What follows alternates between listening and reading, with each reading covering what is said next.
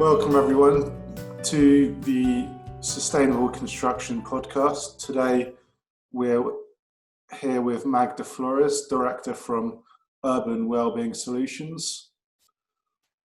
So Magda, what is Urban Wellbeing Solutions?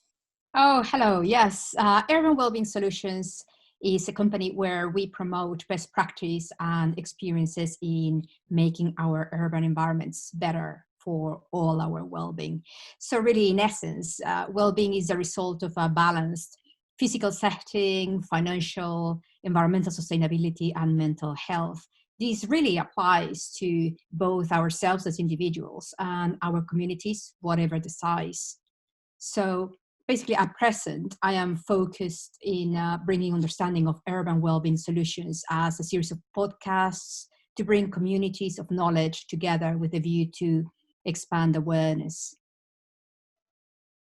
That's great. So on this sustainable podcast, we are talking about sustainability in particular. How do you support sustainability? Well, I think in this day and age, we apply sustainability to everything we do, and therefore it is necessarily true to understand the client needs.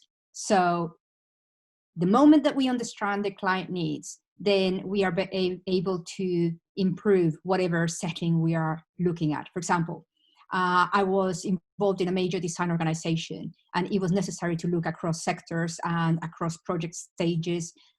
You call it from feasibility, design to construction and handover. And that was for infrastructure. So infrastructure meaning buildings, highways, airports, rail, water, whatever you want. And the basic thing there was, in order to understand what clients needed, we then had to work with leaders to drive circular economy and community value.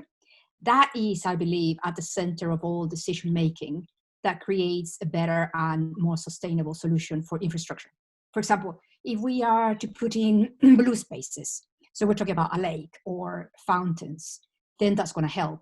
And certainly having green spaces where we have parks in the middle of towns, that definitely brings value to residential and commercial property, as well as making everybody feel better. So you can imagine going into a space where one feels comfortable and happy, then we're going to go shopping and we're going to interact with other people. So it is about the need. That's really interesting. What about sustainability from a customer perspective? I believe you have worked in this area as well.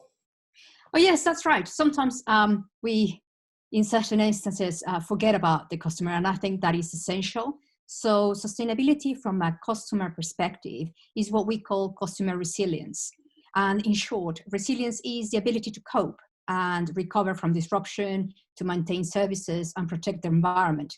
So particularly in water, I helped a company co-develop their strategy and customers. And this strategy is actually for 2020 and for the next 5 years.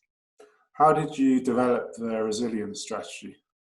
Well, that was really very interesting. We looked at customer profiles because they had already done an awful lot of work on that.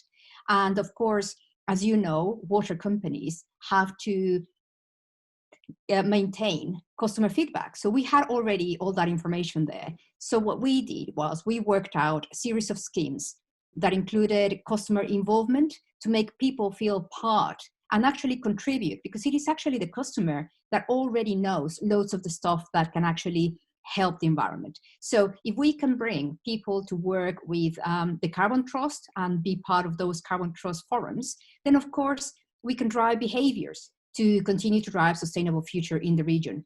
So it was really good fun, because we then developed the portfolio of schemes, and that actually demonstrates how we have been working on making the region more sustainable. So the point being, we want a sustainable and resilient future for the region, for all of us.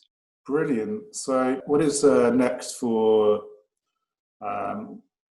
yourself and your company?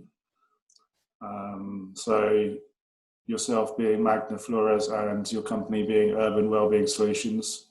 Well, we've been very busy working on podcasts, and we're also working on developing a forum where various different experts can actually bring their knowledge.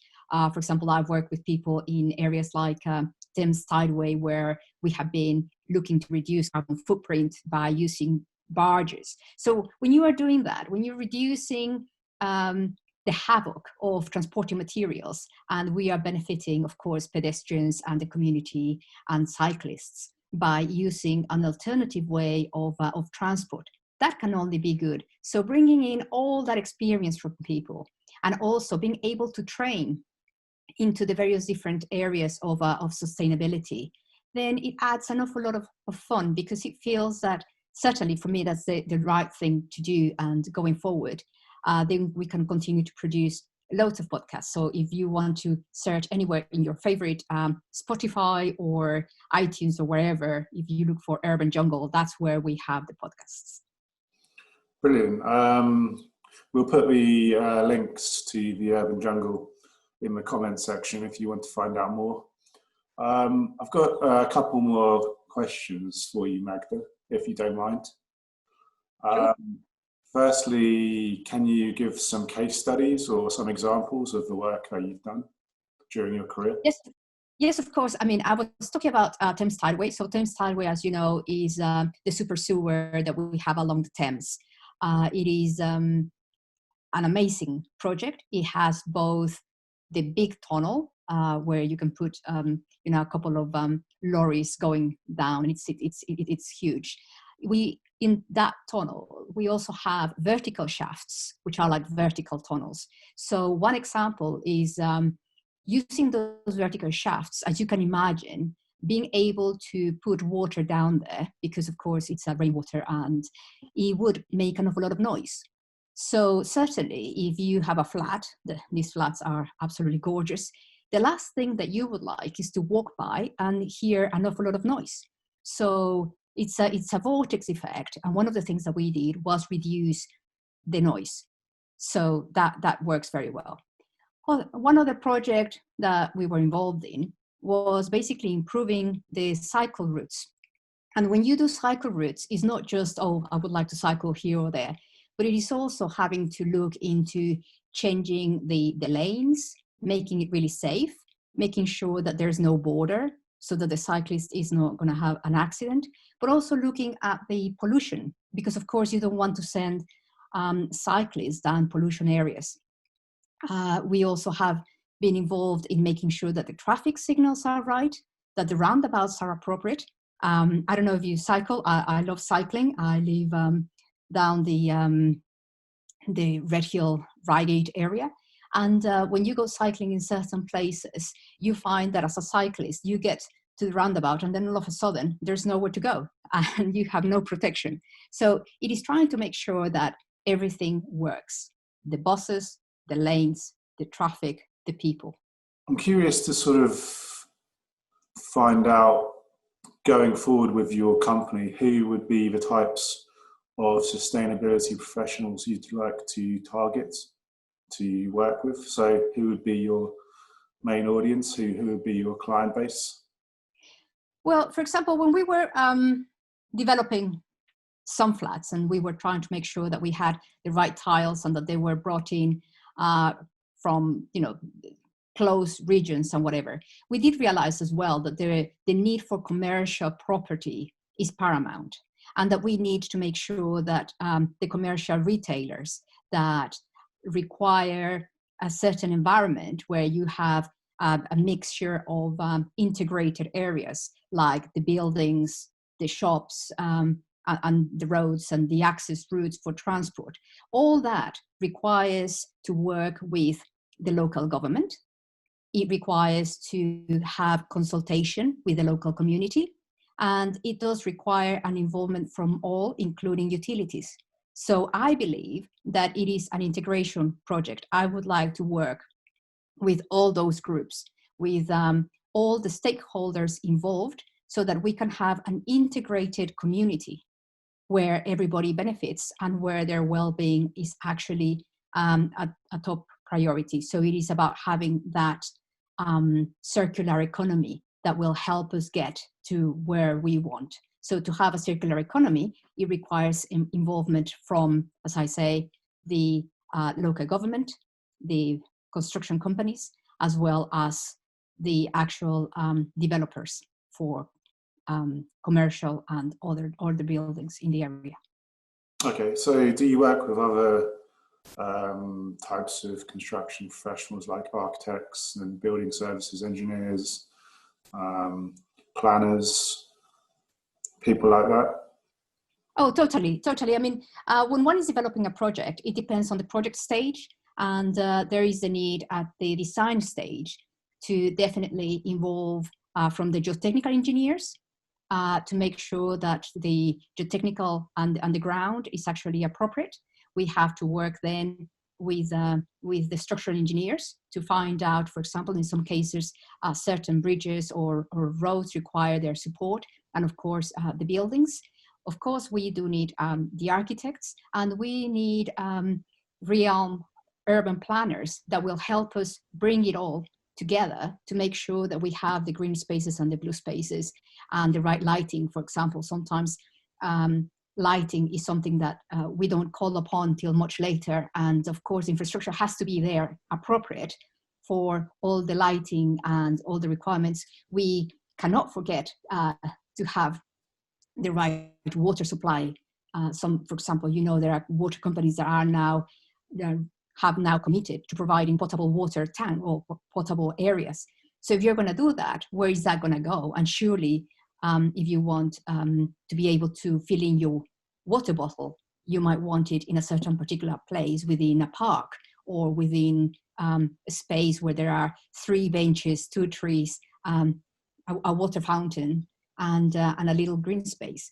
So it does require continuous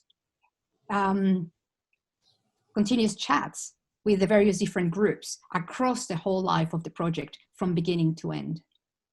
Okay, perfect. You mentioned BREEAM. So BREEAM, as hopefully our audience will know, stands for Building Research Establishment Environmental Assessment Method. And for infrastructure, they have a different scheme called SQL. Do you know a lot about SQL? I know a little bit about SQL. I'm not an expert. I normally do the project management and the integration of the services. But by all means, I'm very happy to work with people that are going to be looking at all the elements of BREEAM and SQL. Lots of people are using leads for integration. So definitely it is something that needs to bring in the sustainability element, because that is now a requirement for us all for our resilience going forward. Brilliant. I think that's all my questions for today. Is there anything else you'd like to tell our audience about what you do? Absolutely. Just to contact us if they have any good ideas about topics that they want to discuss, and definitely to play the Urban Jungle podcasts. And we are here to help with the sustainability element going forward across the board. Also, Magda, I believe that you have a new website coming out soon. Is there anything you want to say about that? Oh yes, in the new website, of course, we want to partner with Green Easy to make sure that we are all totally in touch with all the new developments. It is about sustainability, and it is about bringing well-being to everyone in the community. Okay, so when your website is ready, we will put that in the comments section and the information section. So if you want to find out more information, at the moment it's best to contact Magda via email or LinkedIn. But when the website's ready, we'll add that. So yeah, again, thanks for your time today, Magda, and hopefully we'll be speaking to you again shortly in the future. Yes, thank you very much. If you have any comments, please contact us on urbanwsolutions@gmail.com. Urban W obviously for wellbeing solutions @gmail.com. Perfect. Have a great day. Thank you. You too. Take care.